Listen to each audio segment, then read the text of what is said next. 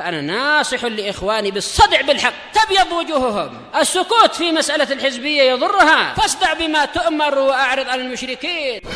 سلامي على دماج ورجالها والشيخ يحيى ودار العلم يا سعد بانيها. Bismillahirrahmanirrahim. Qala Fadilatul Syekh Abdullah Al-Bassam rahimahullah.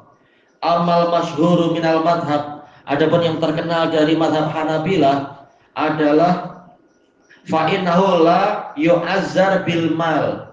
Tidak boleh hukuman itu berupa hukuman yang sifatnya maliyah, yaitu dengan cara merampas harta atau merusak harta. Wa huwa dhaif, ini pendapat yang lemah, ya, karena menyelisih dalil dari hadis Nabi banyak sekali. Li'annahu mukhalifun li katsirin minal ahadits, karena pendapat yang melarang itu menyelisihi banyak hadis. Allati lam yasbut naskhuha, yang tidak sahih di bahwasanya dia itu sudah dimansukh. Hadisnya adalah muhkamah. Hadis-hadisnya muhkamah, yaitu berlaku sampai hari kiamat, bukan mansukh. Li tahriqihi mata al-ghal. Buktinya apa? Yaitu Nabi Muhammad SAW pernah membakar harta orang yang corruption. Wa taghrimis sarid, dan Nabi juga pernah memberikan saman, memberikan denda kepada pencuri. Min ghairi hirzin, yang mencuri barang yang tidak terjaga. Ada sisi yang menguntungkan dia, barangnya tidak terjaga, tapi tetap diketahui ini barang orang. Seperti apa? Seperti kereta yang diletakkan di tepi jalan. Ini seandainya dia diletakkan di dalam rumah atau di area rumah orang, itu dikatakan yang mengambil itu pencuri. Tapi kalau di tepi jalan, ini sebagian mengatakan itu bukan pencurian, tapi tahu ini bukan milik dia, tak boleh tetap diambil itu. Nah, maka pemerintah boleh berijtihad, hukumannya bukan seperti hukuman pencuri, tapi boleh pakai cara lain, misalkan disuruh denda bayar sekian-sekian. Di luar sana kalau mau muntah ya, kucing. Baik.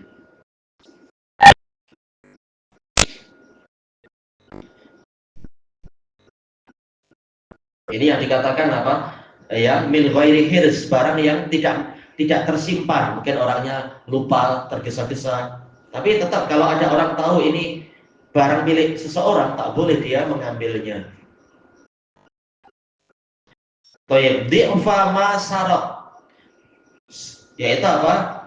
2 kali lipat dari apa yang dia curi.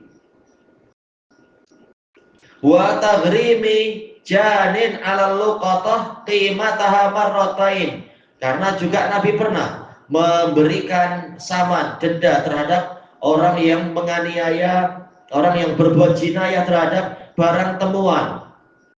Dengan apa? Suruh bayar harganya 2 kali lipat.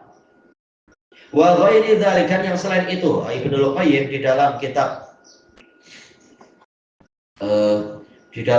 Ighatsatul Lahfan menukilkan banyak sekali, menyebutkan banyak sekali dalil-dalil sahih tentang ini. Peristiwa-peristiwa bagaimana Nabi itu memberikan hukuman dengan pola harta. Seperti yang di dalam bab ini, menumpahkan daging-daging yang sudah dimasak, yang sedang dimasak, dan seterusnya itu. Dan dalil Quran adalah yaitu apa? Pembakaran terhadap kebun-kebun dari Bani Nadir, menunjukkan boleh merusak harta orang yang jahat dengan ijtihad, yaitu ijtihad untuk menghukum dia dengan cara merusak sebagian harta dia agar dia down, agar dia taubat dan seterusnya.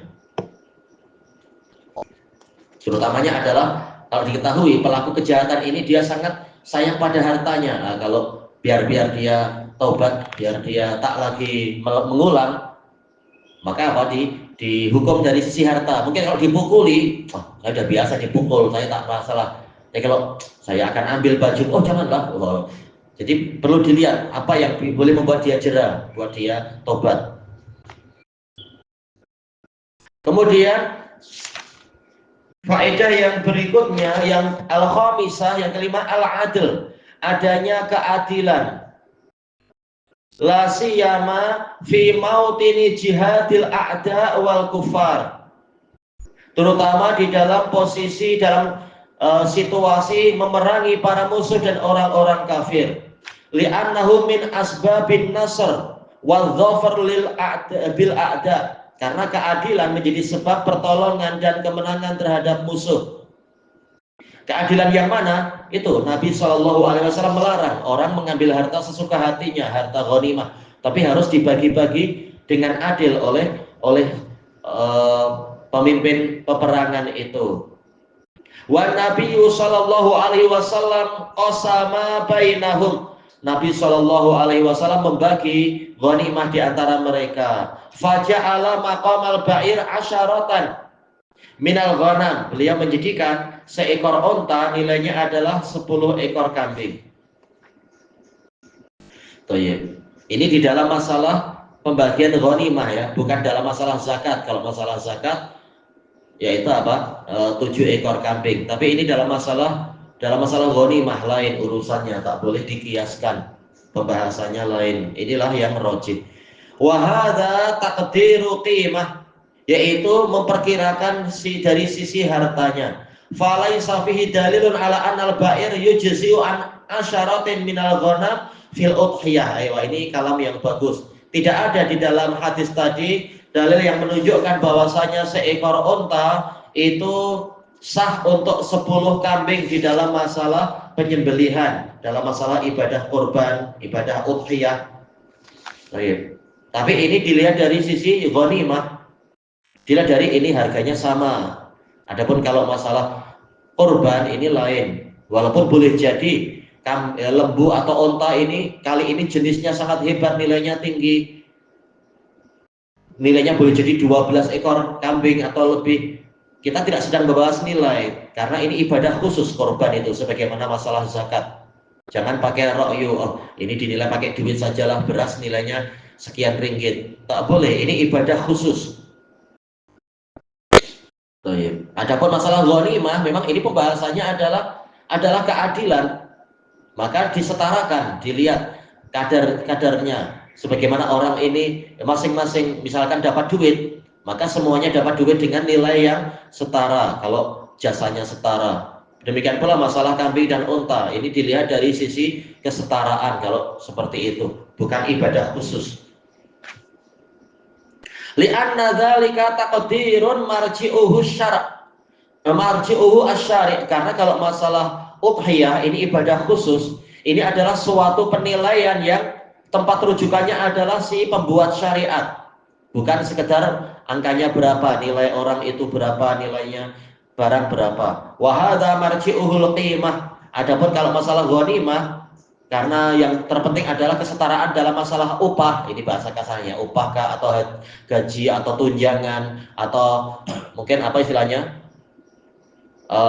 ya pembagian, ada pemberian, ada peruntukan, maka kembalinya adalah pada harga barang itu agar terbentuk kesetaraan dan tidak ada yang kemudian menjadi merasa teraniaya. Yang keenam, anna man harab walam yumkin idrakuh minal ibil, si bagunya ma ya, hewan yang lari dan tidak mungkin dikejar, yaitu unta, awil bakar, awil ghanam, atau lembu atau kambing, aw minal hayawanatil musta'nisah, atau hewan-hewan yang biasa mesra dengan kita, tapi hewan yang boleh dimakan biasanya tentunya yang dibahas. Falayuhbas, maka hendaknya dia ditahan. Au liyuqtal biramyih, atau dibunuh dengan penembakan panah, yaitu dia ditembak. Mungkin apa, kelinci kah, atau apa yang biasa boleh untuk dimakan, atau burung, atau mungkin kanguru kalau pengen makan kanguru. Fa'in mat farramyu zakatuh, kalau hewan itu mati ketika tertembak, maka penembakan itu sebagai penyembelihan untuk dia dengan syarat-syarat yang telah kita lewati dari hadis Adi bin Hatim. Adapun sekarang ini hadis Rafiq bin Khadij. Li'annahu shara hukmuhu hukmal wuhsyit nafir, karena hukum hewan ini sekarang adalah hukum wahsy, yaitu hewan yang liar, an-nafir yang lari menjauh. Yang ketujuh, jawazut tadqiyati bi kulli ma anharat dam wa asalah, boleh menyembelih hewan dengan segala benda yang mampu untuk mengalirkan darah, menumpahkan dan mengalirkan darah. Min hadid, mungkin terbuat dari besi, au hajar atau batu, atau terserah segala jenis batu obsidian kah mungkin, atau batu berlian, au qasab, atau mungkin dengan bambu yang runcing atau yang tajam, au ghairiha, atau yang selain itu. Intinya mampu untuk membunuh dengan ketajamannya. Bukan batunya adalah batu yang besar untuk meremukkan hewan, bukan itu. Nanti jadi bangkai lagi kalau matinya karena diremukkan badannya. Yang ke-8, istiratut tasmiyah, disyaratkan menyebut nama Allah. Wa taqaddama annahu tasqutu sahwan wa jahlan, telah berlalu bahwasanya hukum membaca bismillah ini syarat membaca bismillah ini gugur apabila orangnya lupa atau tidak tahu. Telah kita lewati pembahasan tentang perselisihan di situ. Yang ke-9, annahu la yajuzu dzabh bisin wal dzufur, tidak boleh menyembelih dengan memakai gigi, tasyabuh dengan hewan-hewan buas. Wal dzufur, kuku, tasyabuh dengan orang Ethiopia. Tapi Ethiopia kan ada yang sudah masuk Islam. Nah, yang masuk Islam insya Allah mereka tak akan mau memakai tradisi jahiliyah mereka. Mereka akan ikut Nabi insya Allah yang Muslim. Cara penyembelihannya tak lagi memakai kuku. Kemudian wal hikmatu fi dzalika ma dzakarahu Nabiyyu sallallahu alaihi wasallam. Hikmah dari masalah tadi adalah yang disebutkan oleh Nabi sallallahu alaihi wasallam min an-nasil azam, yaitu bahwasanya gigi itu adalah tulang. Terus ada apa dengan tulang? Nah, telah dibahas oleh para fuqaha, yaitu boleh jadi karena kembalinya kepada hewan buas. Jangan meniru hewan buas yang membunuh mangsanya dengan memakai tulang-tulang dia, mungkin apa ya, memakai gigi dia dan seterusnya. Wa amma al-dhufur fali mukhalafatil kuffar. Kenapa tidak boleh memakai gigi? Karena tidak boleh memakai kuku karena demi menyelisihi orang-orang kafir Ethiopia.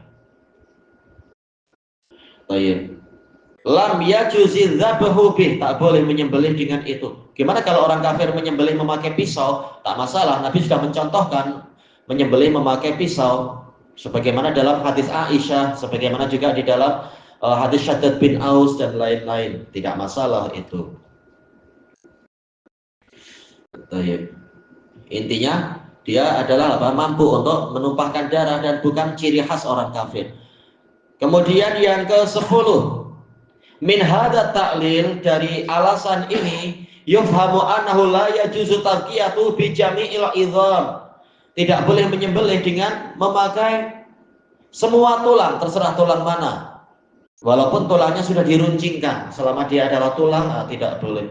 Wa huwa shahih, ini yang benar. Wa huwa riwayatun anil Imami Ahmad, satu riwayat dari Imam Ahmad. Wa amal masyhuru minal madzahib fayahtasu bisinni faqat. Adapun yang terkenal dari madhab-madhab, larangannya hanya khusus dengan gigi saja, dan ini memang aneh. Beberapa madhab itu jelas dalilnya hadis muttafaqun alaih dari Rafi' bin Khadid, Nabi melarang dua, tapi gimana yang dilarang hanya gigi saja, sementara Nabi sudah mengatakan alasannya adalah gigi dari tulang, tulang-tulang yang lain boleh. Ini aneh, menunjukkan para fuqaha walaupun mereka ahli fikih, walaupun hebat ahli ijtihad, kalau menyelisihi dalil harus lebih diutamakan. Menyelisihi dalil yang jelas sejelas-jelasnya seperti ini. Tidak dikatakan ulama paham kamu tak paham. Hadisnya sangat jelas. Baik. Jelas sekali, Nabi sudah memberikan alasan dilarang karena dia tulang. Menunjukkan semua tulang memang terlarang. Kaidah sudah mengatakan bahwasanya suatu hukum kalau digantungkan kepada isim mustaq, maka isim mustaq itulah sebagai ilahnya. Nah, sekarang terang-terangan Nabi menyebutkan ilahnya adalah tulang yang menyebabkan dia terlarang. Berarti semua tulang adalah haram untuk dipakai sebagai alat penyembelihan. Kemudian yu'khadhu minhu adamu jawazi musyabahatil kuffar wa taqlidihim. Tidak boleh untuk menyerupai orang kafir dan mengekor orang kafir. Baik, mengekor orang muslim saja ini masalah. Kita tak tahu dalilnya, asal ikut itu aja terlarang. Gimana dengan mengekor pada orang kafir? Syekhul Islam dalam Iqtida mengatakan semua cara berpikir dan cara beragama, cara hidupnya orang kafir itu penuh dengan kecacatan. Tidak ada kesempurnaannya. Makanya tak boleh mengekor mereka. Tapi apa, lihat apa cara yang betul. Kalau emang cara mereka tepat, ya sudah kita pakai. Bukan karena kita asal mengekor, bukan asal ikut, tapi lihat alasannya apa mereka berbuat itu. Oh, karena cara ini lebih bagus. Ya sudah, kalau emang terbukti tak masalah. Masalah duniawi. Bukan semata-mata mengekor karena mereka berbuat kita berbuat. Bukan. Lihat dulu kenapa mereka berbuat. Kalau ternyata salah, ya salah. Tidak seperti yang pernah terjadi dulu-dulu yang sering Ana sebutkan, masalah ketika dokter gigi Amerika merekomendasikan sodium bikarbonat, oh langsung Indonesia ikut-ikutan para dokter giginya. Asal ikut karena yakin Amerika hebat. Ternyata dalam jarak 10 tahun atau berapa, tahu-tahu ada pengumuman dari Amerika juga sodium bikarbonat walaupun menghilangkan karang-karang gigi, tapi juga lapisan gigi yang bagus juga ikut hilang. Barulah mereka mau ikut, mau berhenti. Ini menunjukkan asal mengekor tak boleh. Tapi kita harus lihat dulu dan kita periksa juga. Kalau kita sudah periksa dan kita lihat masalahnya lebih besar, kita lakukan, ini tidak dikatakan mengekor. Tapi karena apa? Kita juga meneliti. Wa mutaba'atihim bi syai'in min a'malihim. Tidak boleh mengikuti mereka di dalam amalan mereka sedikit pun. Wa amal ulumu wasinaat, adapun ilmu-ilmu yaitu ilmu duniawi dan produk ini produk itu, fala tadkhuluhuna, tak masuk di sini. Tapi tetap saja kita tak boleh mengikor. Kita ikut tapi dengan apa? Dengan ilmu. Jadi bukan semata-mata karena orang kafir berbuat kita berbuat, bukan. Tapi kita teliti, oh memang ada maslahatnya lebih besar, mafsadahnya tak ada misalkan. Bukan asal ikut dan semacam itu. Li'annahu haqqun musya'un mustarakun bainan nas, karena perkara duniawi ini adalah suatu hak yang tersebar, yang diperserikatkan di antara umat manusia, seperti penggunaan welding. Ini faedah. Tidak dikatakan kita taklid dengan orang kafir. Lagi pula kita memakai welding juga kita belajar, mempelajari caranya, mempelajari sisi bahayanya, mempelajari sisi manfaat. Jadi tidak dikatakan taklid seperti itu. Wal afdal alla yasbiquna ilaiha, yang lebih utama adalah mereka tidak mendahului kita kepada ilmu-ilmu tadi. Ya, kita lebih berhak dengan itu. Tapi kalau itu suatu kebenaran duniawi, kita terima, kebenaran wajib diterima. Kebenaran agama aja wajib diterima. Kalau memang ditakdirkan datang dari orang tertentu, dari orang lain, wajib diterima. Bukan karena kita ingin mengekor dia. Ilahuna wallahu a'lam. Subhanakallahumma wa bihamdika la ilaha illa anta astaghfiruka wa atubu ilaik. Walhamdulillahi rabbil alamin. Jazakumullahu khairan.